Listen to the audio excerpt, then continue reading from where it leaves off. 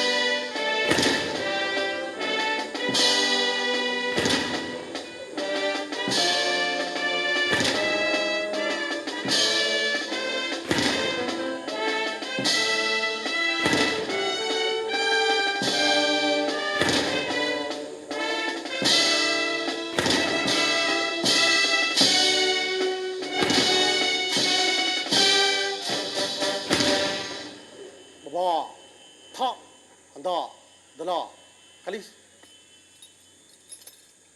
Baba. Ta!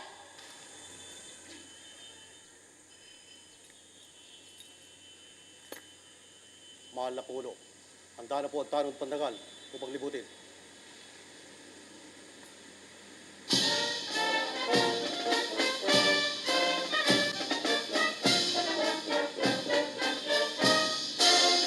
Our honoree is the 17th President of the Republic of the Philippines. He was born on 13 September 1957 in Batac, Ilocos Norte. The second child and only son of the late President Ferdinand Marcos Sr. and former First Lady Imelda R. Marcos. Completed his Marine Basic Officers Course in Fort Bonifacio and continued his various military training courses at the Philippine Army. Ladies and gentlemen, trooping the line before you is our honoree, His Excellency Ferdinand R. Marcos Jr., President of the Republic of the Philippines and Commander-in-Chief, Armed Forces of the Philippines. He is accompanied by Vice Admiral Toribio D. Adaci Jr., Philippine Navy, and the Troop Commander, Captain Romel T. Marcos, Philippine Navy General Staff Corps. His Excellency Ferdinand R. Marcos Jr. has achieved a distinguished career in government and has been in the public service for more than 25 years. He is happily married to former Miss Marie Louise Liza Cacho Araneta and blessed with 3 children, Ferdinand Alexander, Joseph Simon, and William Vincent.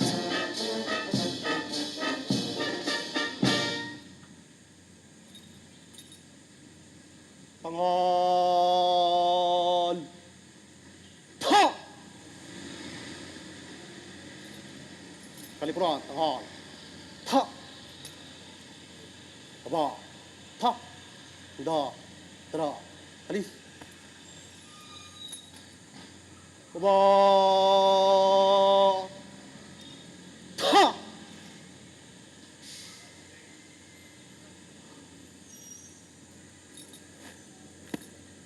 Mahal na Pangulo, tapos na po ang parangal.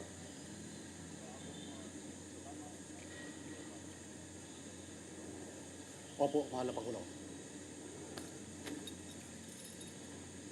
Mga kasamang mandargat at mandirigma, ipinapaabot ng ating panahong patagal ang kanyang kagalingan, Ferdinand R. Marcos Jr., Pangulo ng Republika ng Pilipinas, ang kanyang taus-pusong pasasalamat sa parangal na ginawad natin sa kanya sa umagang ito.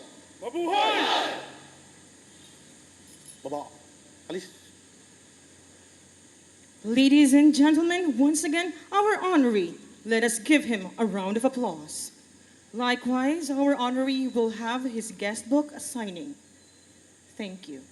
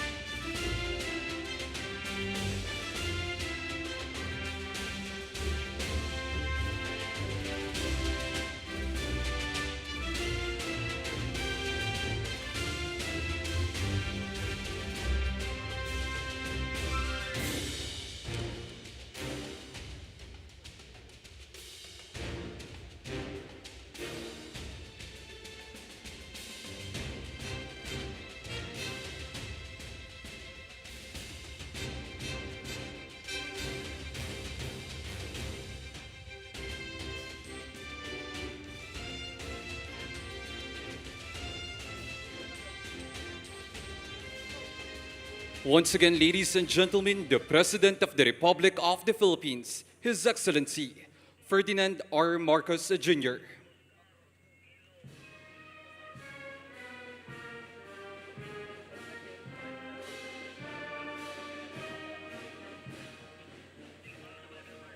He is accompanied by the Officer in Charge, Department of National Defense, the Chief of Staff, Armed Forces of the Philippines, and by the Flag Officer in Command, Philippine Navy.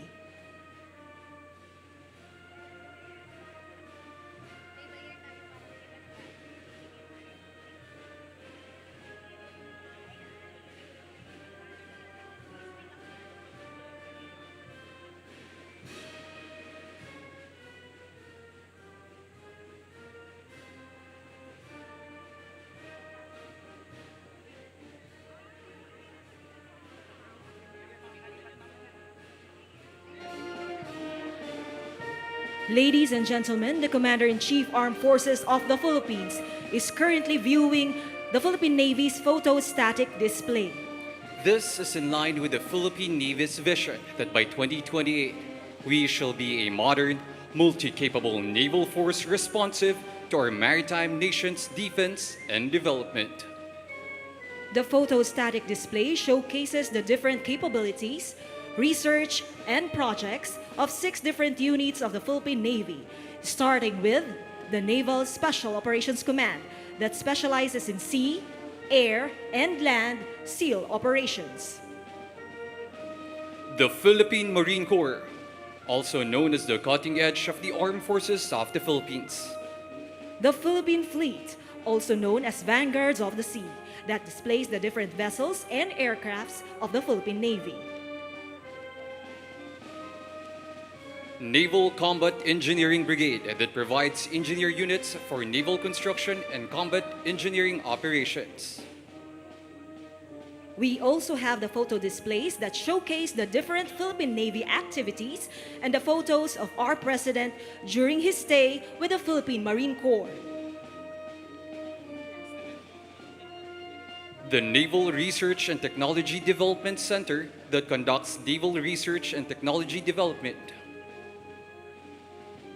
They showcase their latest research and projects, such as the modernization standee display and the Bongbong rocket.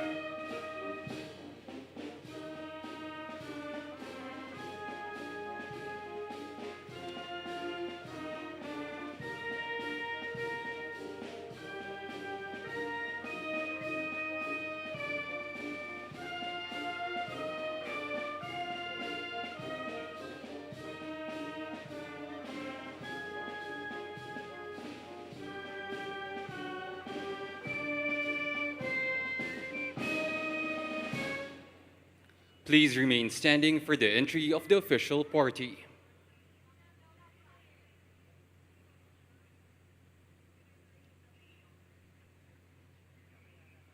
Philippine Navy.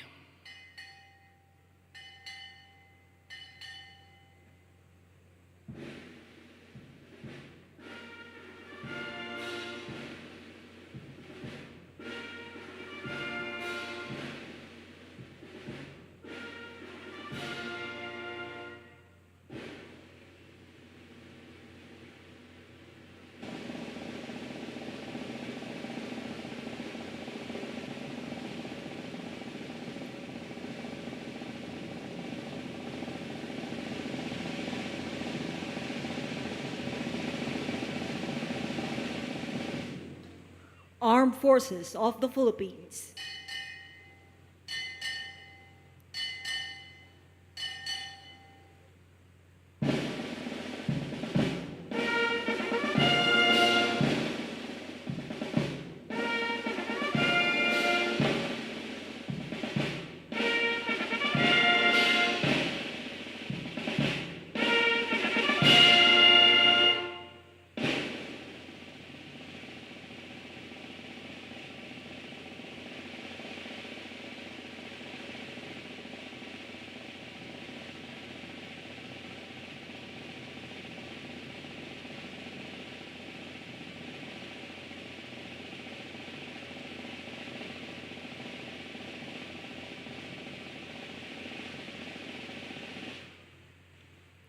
Department of National Defense.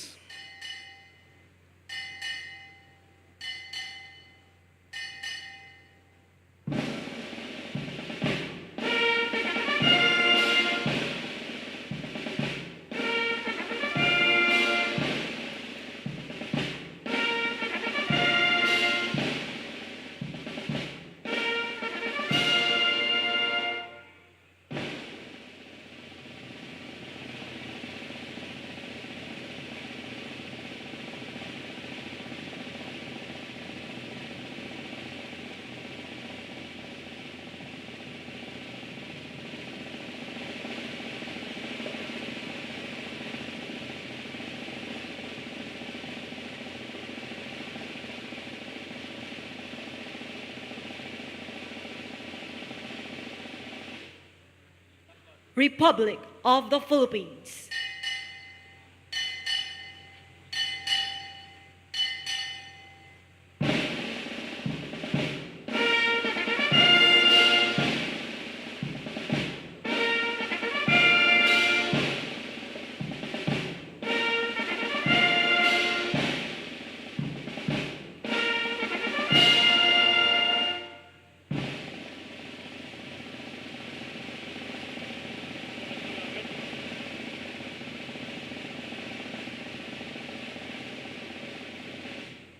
Once again, ladies and gentlemen, the President of the Republic of the Philippines, His Excellency, Ferdinand R. Marcos Jr.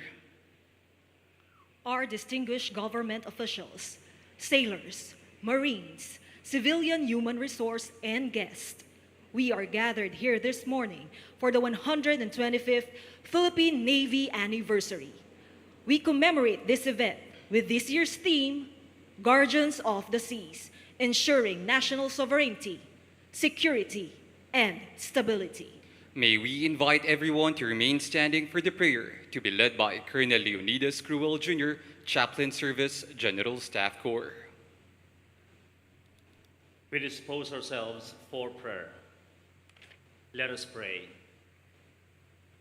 O most gracious and almighty God, on this momentous occasion of the Philippine Navy, we come before your holy presence with grateful hearts for your blessings on our sailors and Marines. Bless, O Lord, our beloved President, our Commander-in-Chief, and everyone gathered here. Grant us your comfort and peace. Lord, let your divine blessing flow through us, and let your divine plan plot the course of our lives. And by your divine providence, prosper the sail plan of the Philippine Navy towards becoming credible guardians of the seas, ensuring national sovereignty, security, and stability of our beloved country. May your divine protection empower us to face challenges ahead with strength and resilience. We offer this prayer in the name of Jesus Christ, who calmed the storm and commanded the seas. Amen. May we request the Commander-in-Chief, Armed Forces of the Philippines, and the official party to face the Commodore Divino Pierre for the commissioning ceremony. The audience may now be seated.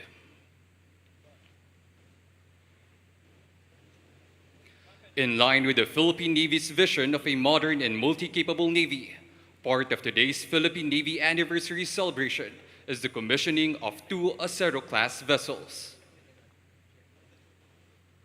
The Naval Adjutant, Captain Elvira R. Gonzalez, Philippine Navy General Staff Corps, will now read the commissioning orders of the two Acero-class vessels. Punong Himpilan, Bungdagat ng Pilipinas, Headquarters, Philippine Navy, Naval Station Jose Andrada, 2335, Roxas Boulevard, Manila. Pursuant to General Orders Number 237, published on 09 May 2023. Barko ng Republika ng Pilipinas, Hener Tinangag, PG 903, and Barko ng Republika ng Pilipinas, Domingo Delwana, PG 905, are hereby commissioned into the service of the Philippine Navy effective 26 May 2023. By command of Vice Admiral Adaci Jr., Josema Ambrosio Q. Espeleta, Rear Admiral, Philippine Navy, Chief of Naval Staff. Official, Elvira R. Gonzalez, Captain, Philippine Navy General Staff Corps, the Naval Adjutant. The commanding officers of BRP Hener Tinangag, PG 903, Lieutenant Commander Edwin Nuestro, Philippine Navy, and BRP Domingo Delwana, PG 905, Commander Louis Toong, Philippine Navy, will now render their completeness and readiness report to the Flag Officer in Command, Philippine Navy. Ginoo, ang mga pinuno at tauhan ng BRP, Hener Tinangag, PG 903 ay narito pong lahat at napagkalaman. Ginoo, ang mga pinuno at tauhan ng BRP, Domingo Delwana, PG 905 ay narito po lahat at napag-alaman. The Flag Officer in Command, Philippine Navy, will likewise render same report to our Commander-in-Chief, AFP.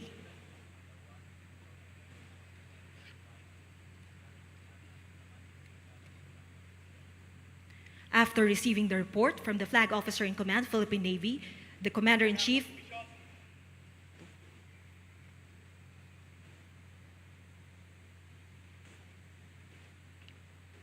Italaga ang pagkomisyon sa BRP, Hener Tinangag, PG 903. Talaga ang pagkomisyon sa BRP, Domingo Delwana, PG 905. Harap sa likod. Harap. We shall now witness the first hoisting of commissioning pennants, national ensign, jack flag, and the full dressing of the BRP Hener Tinangag PG 903 and BRP Domingo Delwana PG 905.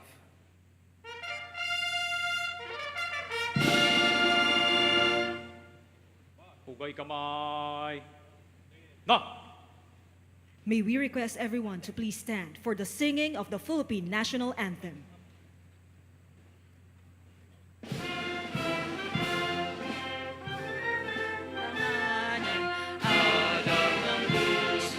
Sa dibdib mo'y buhay, lupang hinirang, duyan ka ng magiting sa manlulupi. Di ka pasisiin sa dagat at bundok, sa simoy at sa langit mong agad. May dilagang tulat, awis ka paglayang minamahal, ang kislap ng watawat, may bagong na nagbibigay, ang bituin at araw ng kayang kamay mabibigay. Lupang araw ng watawat, magsimba, buhay langit sa bituin mo. Ang bigaya ng watawat,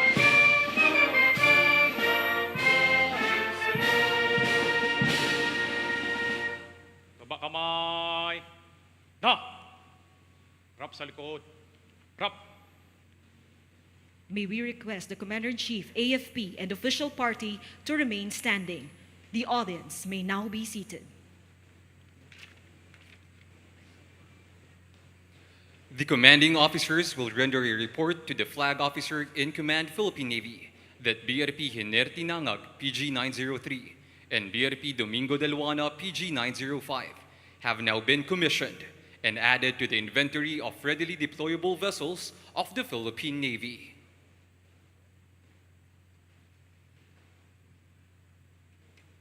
Ginoo, ang BRP Hiner Tinangag PG-903 ay ganap na pong nakomisyon.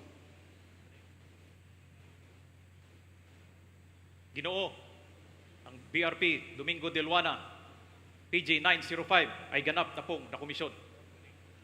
The Flag Officer in Command, Philippine Navy, will likewise render same report to our Commander-in-Chief, AFP.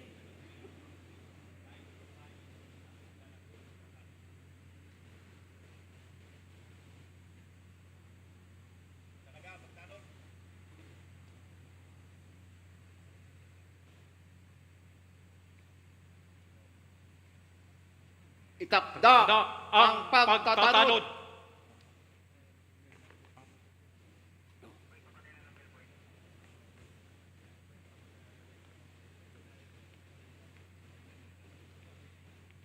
The officers and crew of PG-903 and PG-905 will now proceed back to their respective patrol gunboats. So, sige.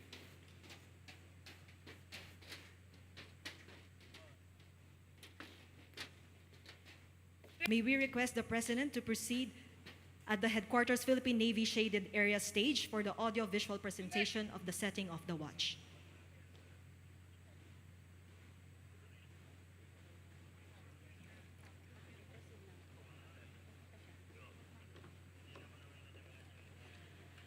The Commander-in-Chief, Armed Forces of the Philippines, and his official party will now proceed to the newly commissioned vessels. Likewise, may we request our audience to direct their attention at the screens in front of you for the audio-visual presentation of the setting of the watch. We shall now witness the time-honored tradition of setting off the watch. This shows the first entry to the ship's rough deck log, which signifies the first posting of duties of the newly commissioned vessels.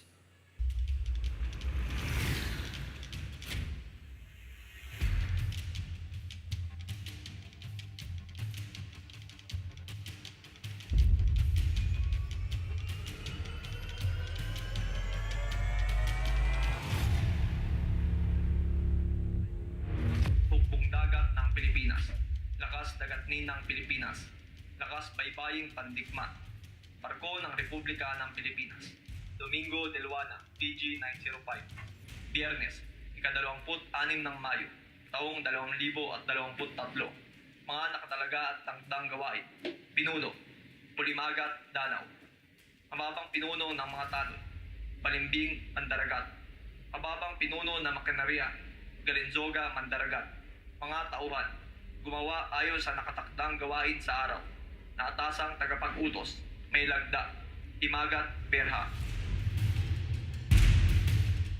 Hukbong dagat ng Pilipinas, lakas dagatnin ng Pilipinas, lakas baybaying pandigma, barko ng Republika ng Pilipinas, Hiner Tinangag, PG-903. Biyernes, ika-26 ng Mayo, taong 2023, mga nakatalaga at takdang gawain. Pinuno sa tanod, Pulimagat Presto, mababang pinuno ng mga tanod, Lantod Mandaragat, mababang pinuno ng makinarya, Tibayan Mandaragat, mga tauhan, gumawa ayon sa nakatakdang gawain sa araw, nakatasang tagapag-utos, may lagda, Himagat, Suguran.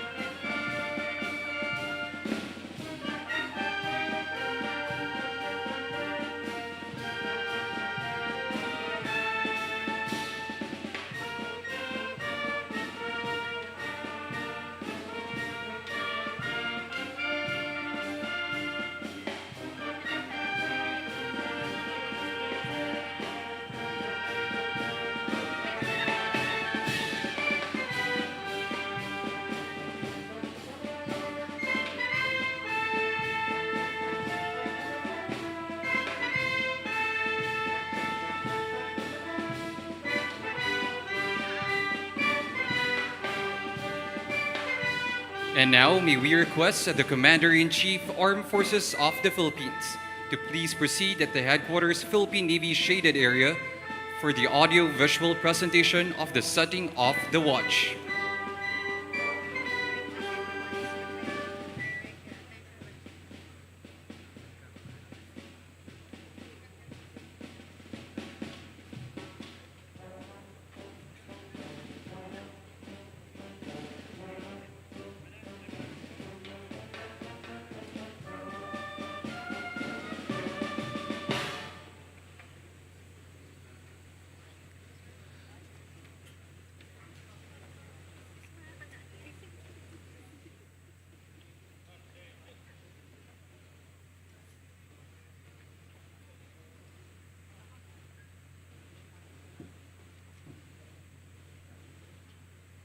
Please be seated.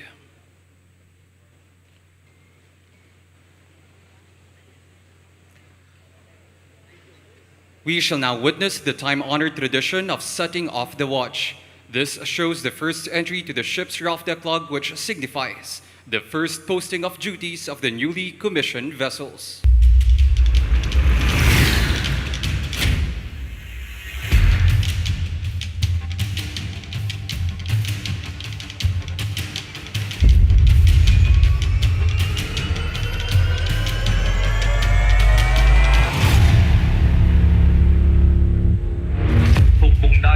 Pilipinas, lakas dagatnin ng Pilipinas, lakas baybaying pandigma, barko ng Republika ng Pilipinas, Domingo de Luana, PG 905, Biyernes, ika-26 ng Mayo, taong 2023, mga nakatalaga at tangdang gawain, pinuno, Pulimagat, Danau, mababang pinuno ng mga tanod, Balimbing, Mandaragat, mababang pinuno ng Makinarya, Galinzoga, Mandaragat, mga tauhan, gumawa ayon sa nakatakdang gawain sa araw, na atasang tagapag-utos, may lagda, Himagat, Berha.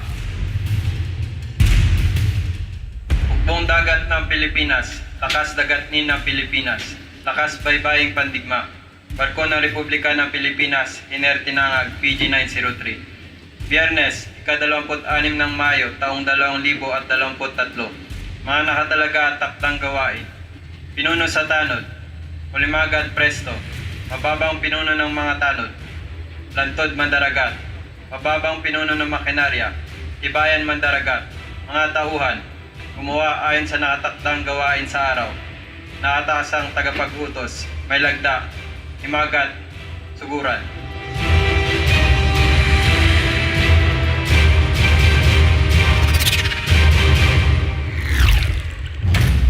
A round of applause to the officers and crew of BRP Hinertinangag PG 903 and BRP Domingo de Luana PG 905.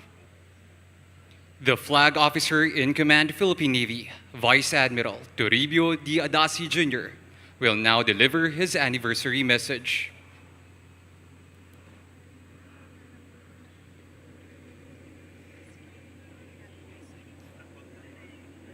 To the Commander-in-Chief and the 17th President of the Republic of the Philippines, His Excellency Ferdinand R. Jr., Cabinet Secretaries, members of Congress, senior leaders of the Department of National Defense and the Armed Forces of the Philippines, former flag officers in command of the Philippine Navy, distinguished guests, partners, stakeholders, men and women of the Team Navy, ladies and gentlemen, a good Navy morning to everyone. I extend my warmest welcome to everyone as we gather here to celebrate the 125th anniversary of the Philippine Navy. It is with great honor and pride that we mark this milestone in our nation's maritime history. Since its inception in 1898, the Philippine Navy has played a vital role in safeguarding our sovereignty, protecting our maritime interests, and ensuring the safety and security of our waters. For 125 years, our brave men and women have displayed unwavering dedication, courage, and professionalism in the face of numerous challenges. Today, we commemorate the legacy of those who came before us, the pioneers who laid the foundation of our Navy, and the heroes who selflessly served our nation. Their sacrifices and contributions have shaped the Philippine Navy into a resilient force, one that stands ready to defend our nation's territorial integrity and uphold regional peace and stability. We also celebrate the achievements and milestones attained throughout the years. Our Navy has been instrumental in enhancing maritime security, promoting humanitarian assistance and disaster response efforts, and fostering international cooperation. And as we embark on our transformation journey, we remain relentless in our modernization efforts.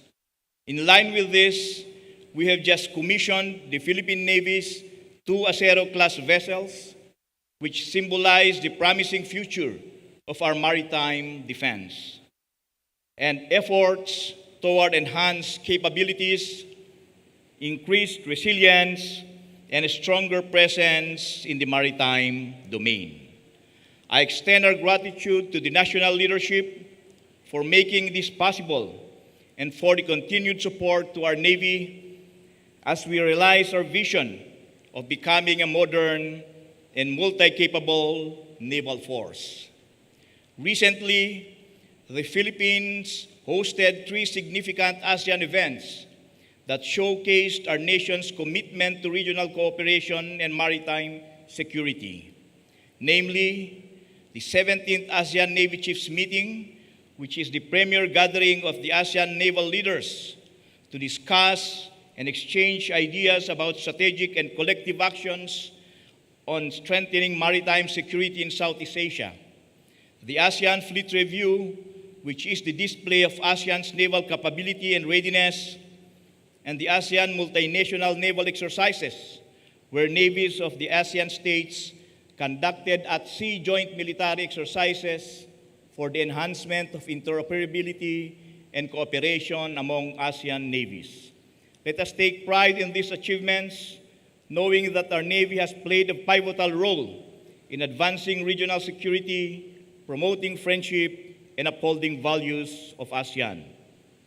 For 125 years and beyond, the Philippine Navy stands resolute and unwavering in its commitment to uphold its mandate.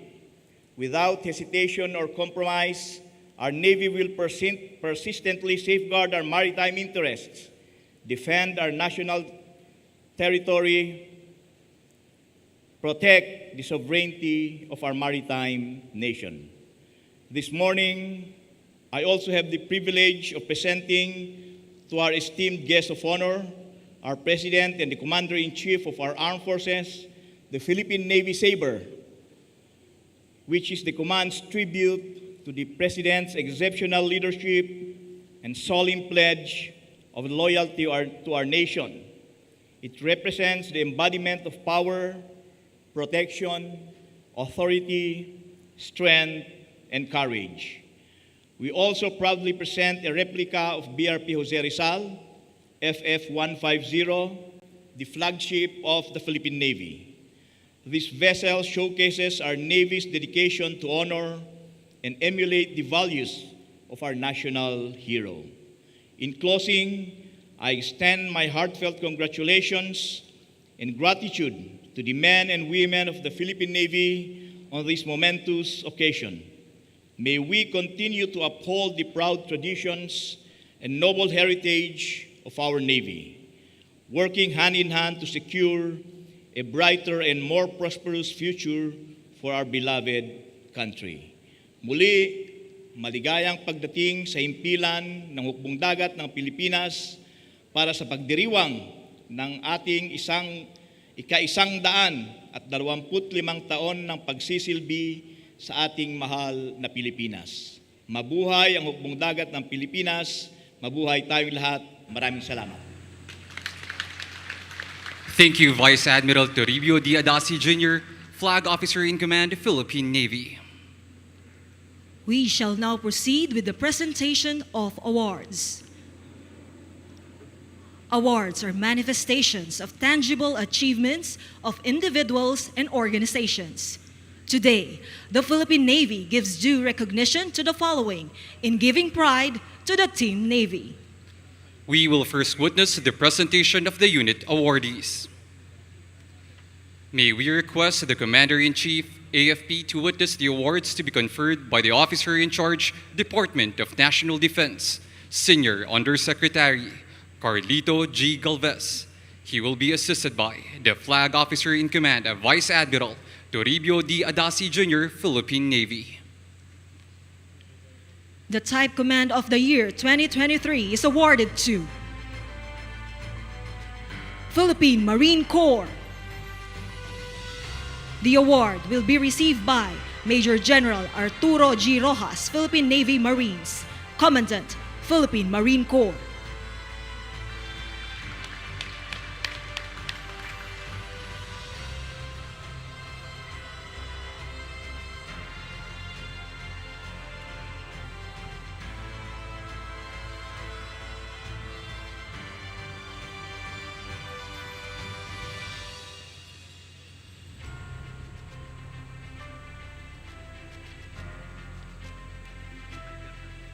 The Naval Operating Forces of the Year 2023 is awarded to Naval Forces Southern Luzon. The award will be received by Captain Salvador G. Lavapie Jr., Philippine Navy General Staff Corps, Deputy Commander, Naval Forces Southern Luzon, on behalf of Commodore Joe Anthony C. Orbe, Philippine Navy, the Commander, Naval Forces Southern Luzon.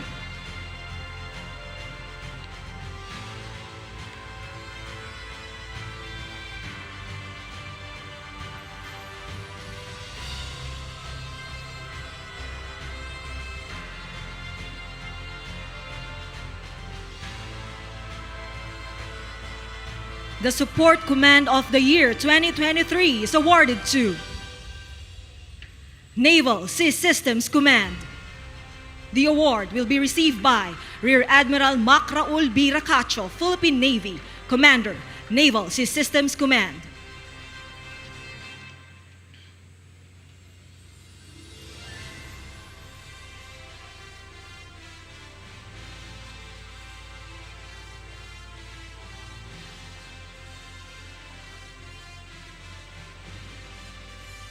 The Support Unit of the Year 2023 is awarded to Navy Personnel Management Center.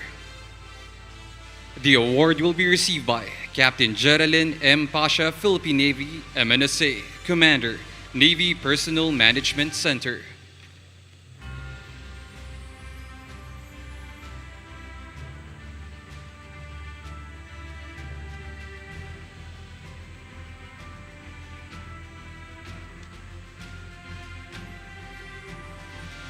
We will now present the individual awardees. The Philippine Navy Enlisted Personnel of the Year 2023 is awarded to Underwater Operator 2nd Class, Anro Anthony M. Turalio, 836912, Philippine Navy. Presently assigned at Naval Explosive Ordnance Disposal Group, Naval Special Operations Command.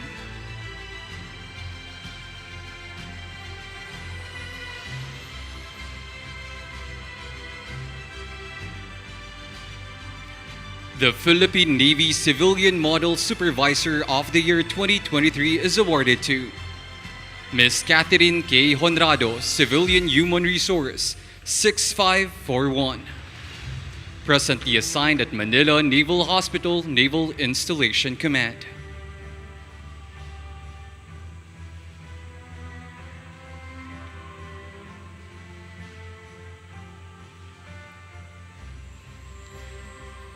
The Philippine Navy Civilian Model Employee of the Year 2023 is awarded to Engineer John Mark B. Delgado, Civilian Human Resource, 8844.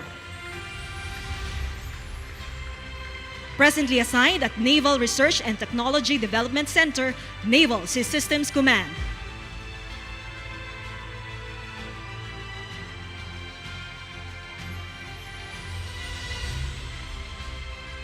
for the medal awardees. The award of Gawad sa Kapayapaan is presented to Colonel Ashley N. Nastor, Officer-13186, Philippine Navy Marines, General Staff Corps, for outstanding service rendered to internal peace and security, preferred valuable contribution in promoting societal understanding and reconciliation, and making exceptional achievements in pursuit of national accord and development at the 2nd District of Sulu Province from 06 December 2018 to 01 May 2020.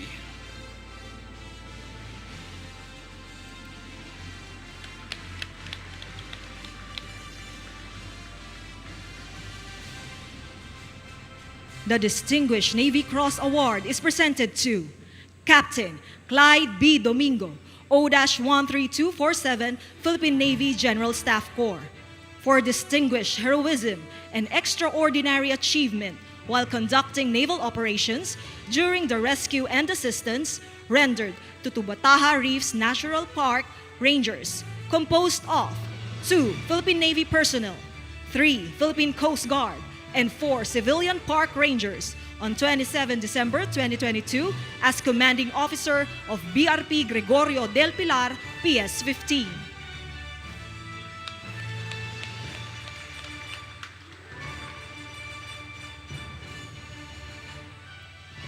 The award of the Gold Cross Medal Award is presented to Staff Sergeant Jeffrey L. Sugal, 865599, Philippine Navy Marines, for gallantry and action while serving as a member of Team 2, 65th 4th Reconnaissance Company, Force Reconnaissance Group, Philippine Marine Corps, during an encounter with more or less 8 fully armed members of Bienvenido Bolivar Command at a CPP-NPA terrorist hideout at Sitio Bayugan, Rojas, Palawan on 10 December 2021. As a result, the remnants of the communist terrorist groups in the province of Palawan were neutralized.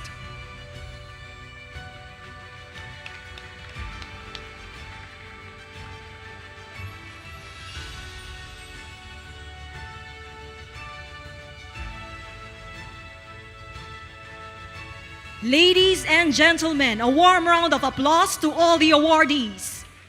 Congratulations to each and every one. May we request our Chief of Staff, AFP, and the official party to please be seated.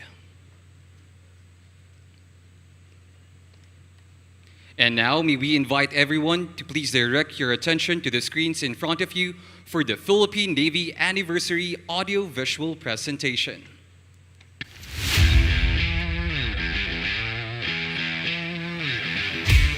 The Philippine Navy's 125th anniversary is a significant waypoint to celebrate how far the nation's guardians of the seas have come, while looking back with pride to the rich and inspiring narrative of what was once a small navy.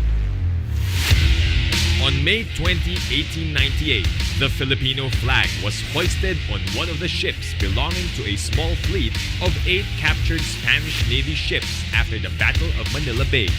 It marked the beginning of the Revolutionary Navy, considered as the country's first organized navy, established through a presidential decree by General Emilio Aguinaldo. The succeeding Commonwealth period gave birth to the establishment of the Offshore Patrol, or OSP, as the sea-going arm of the Philippine Army, with First Lieutenant Jose Andrada as its commanding officer. Dubbed as the Mosquito Fleet and highly regarded as weapons of surprise and opportunity, the OSP, composed of 3 torpedo boats, Luzon Q-111, Abra Q-112, and Agusan Q-113, performed heroically against the invading Japanese Navy and Air Force. Among them was Captain Ramon Alcaraz, the skipper of Q-Boat Abra. He later earned the distinction as the father of the Philippine Marine Corps. In October 1947, the OSP was renamed Philippine Naval Patrol, or PNP, when it became a major command of the Armed Forces of the Philippines. It eventually elevated into a flag command when Jose Andrada was promoted to the rank of Commodore and was designated as the first flag officer in command. In December 1950, the PNP was finally renamed Philippine Navy. From that time on, the Navy, through the gallantry and heroism of the sailors and Marines, once more progressively impressed its mark on our national history. Regional events in the post-war years paved the way for the passing of the AFP Modernization Law in 1995 and later amended in 2012. This era has ushered in the steady transformation and modernization of the Navy's multi-domain capabilities through the acquisitions of modern sea, air, and land platforms with modern systems. And to usher in our 125th anniversary, the Philippine Navy recently embarked on major undertakings that highlighted our leadership role in promoting ASEAN centrality and cooperation with the hosting of the 17th ASEAN Navy Chiefs Meeting, ASEAN Fleet Review, and the 2nd ASEAN Multilateral Naval Exercise. We also showcased our advancing capabilities to efficiently fulfill our roles in ensuring national sovereignty, security, and stability through the successful demonstration of the launching of AW-159's Blue Shark torpedo and frigate's Bullfighter shaft decoy on May 19. With the steadfast support of the government and the Filipino people, we remain to be a forward-looking Navy at full speed to become modern and multi-capable that is an imperative for our maritime nation's defense and development.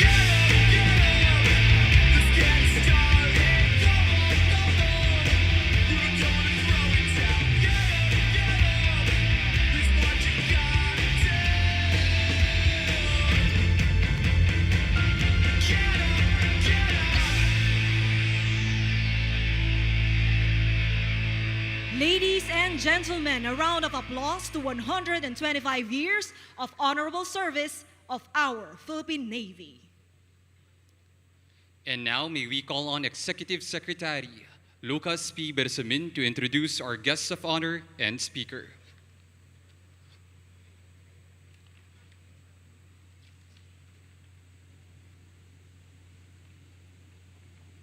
Ladies and gentlemen, the President of the Republic of the Philippines, His Excellency Ferdinand R. Marcos Jr.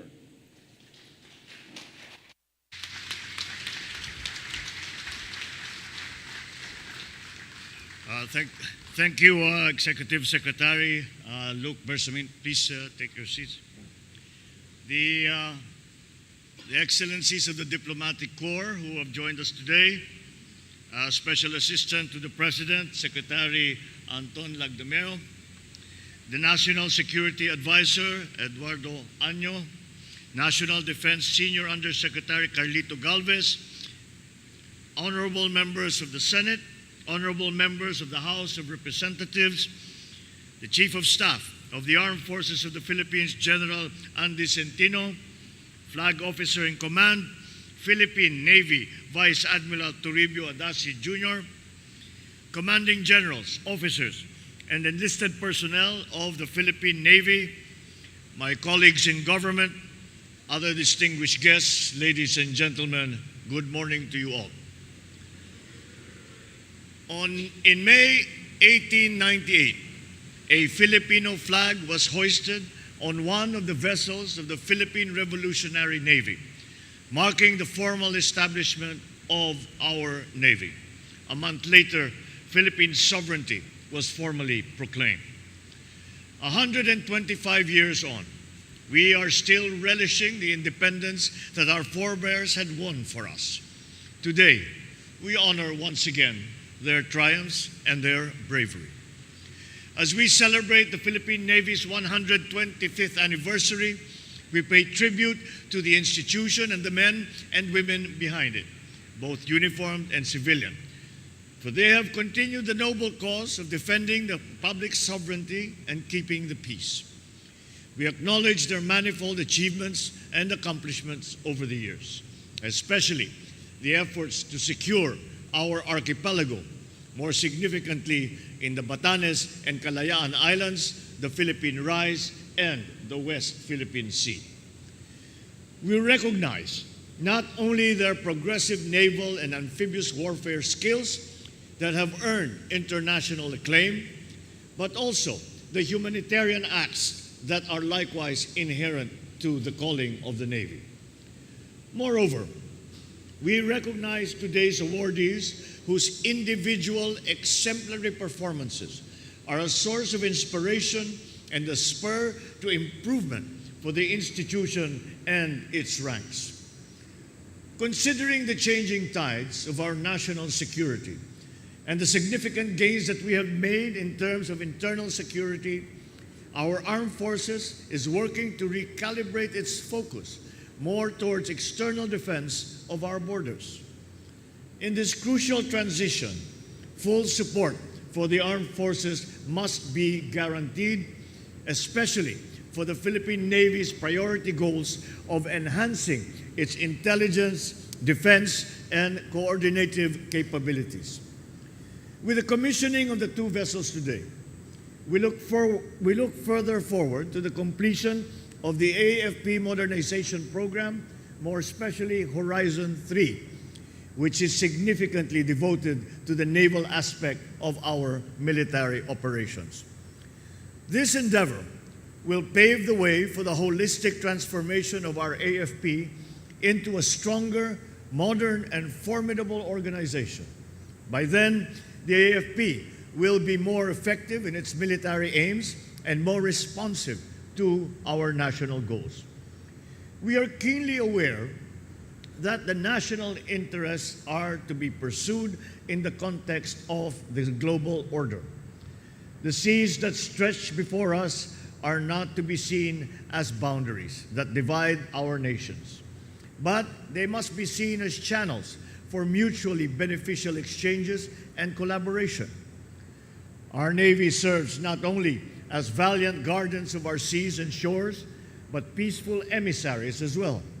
Highly disciplined and experienced in international engagement, it adheres to the international recognized codes of conduct, such as UNCLOS and the recently approved ASEAN Guidelines of Maritime Interaction. In this light, it plays a significant role in our collective effort to nurture friendly international relations by fostering mutual trust and confidence, freedom of navigation and overflight, and, of course, safety of our seas.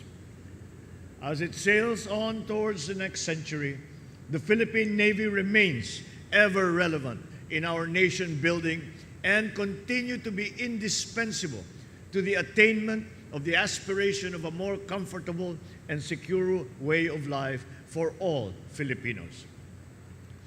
This is an opportune occasion to renew our commitment and dedication to the cause of strengthening our republic, of its peace and prosperity. And so, to the brave men and women of our Navy, in fulfilling your duties and mandates, be agents and exemplars for our citizenry by working for unity and by championing respect for our constitutional order and the rule of law. Rest assured that as your Commander-in-Chief, this administration will work tirelessly not only to improve the armed forces, but are also looking for ways and means to improve your individual welfare and those of your families and loved ones as well. This is your Commander-in-Chief wishing you fair winds and following seas. Mabuhay ang hukbong dagat at ang buong sandatahang lakas ng Pilipinas. Mabuhay ang Republika ng Pilipinas. Maraming salamat at magandang umaga sa inyong lahat. Thank you, Mr. President and Commander-in-Chief, Armed Forces of the Philippines. May we request the President to grant us a photo opportunity. May we request the presence of the Philippine Navy awardees to join our President for a photo opportunity. Next would be the members of the Senate and Congress and other local government units. Please stand by and prepare.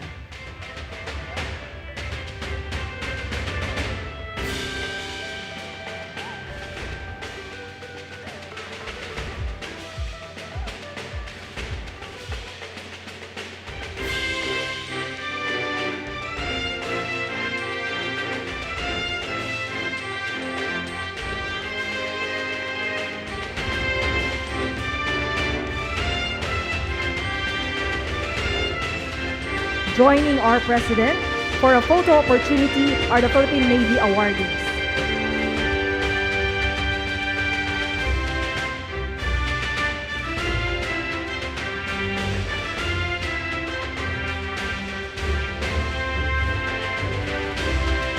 Members of the Senate and Congress and other local government units, please stand by and prepare.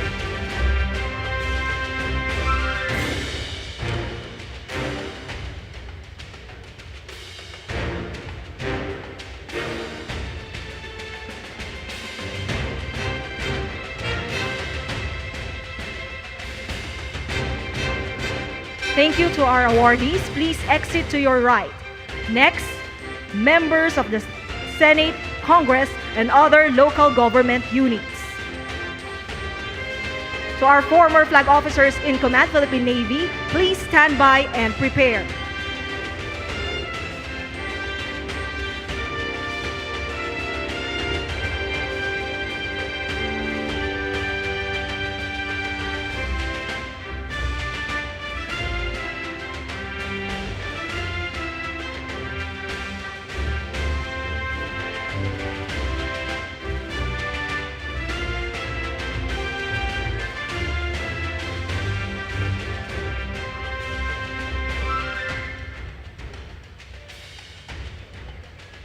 Thank you. Please exit to your right. Next would be the former flag officers in command, Philippine Navy.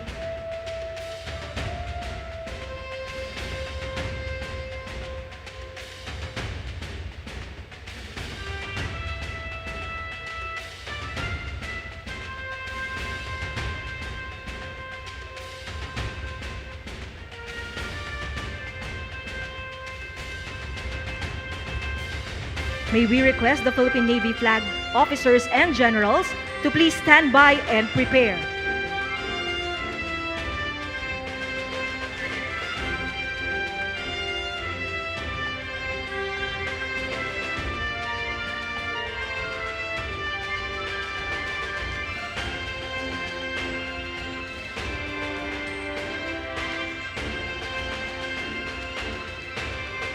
Thank you very much, sir. Please exit to your right.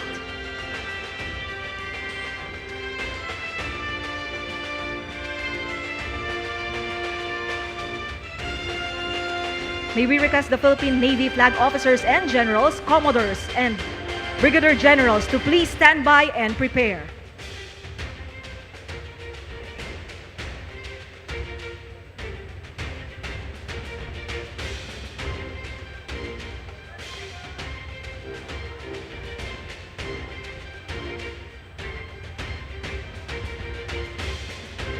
Thank you, sir. Please exit to your right.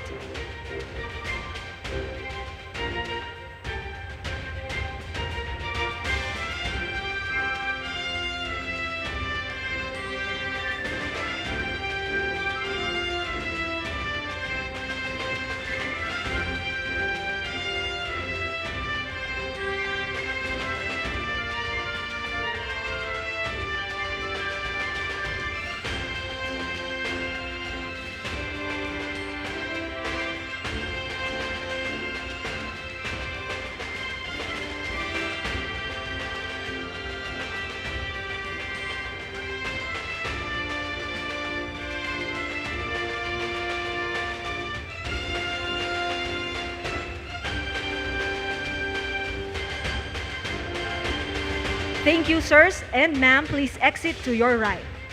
Thank you, Mr. President, for granting us a photo opportunity.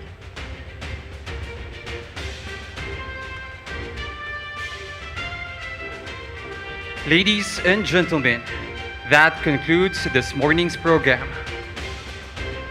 On behalf of our Flag Officer in Command, Philippine Navy, Vice Admiral Toribio D. Adaci Jr., we extend our sincerest gratitude to each and every one of you for gracing this momentous occasion. Muli, maraming salamat po at mabuhay tayong lahat!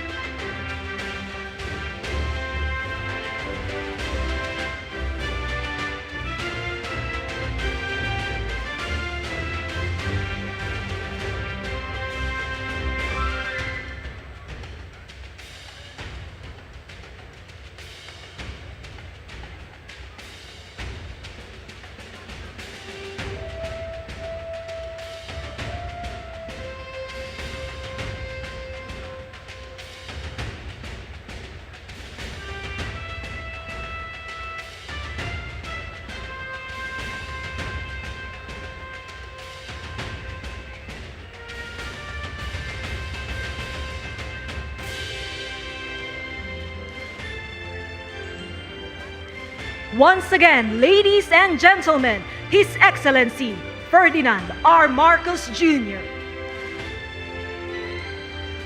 We would like to request everyone to remain seated until the President has left the venue.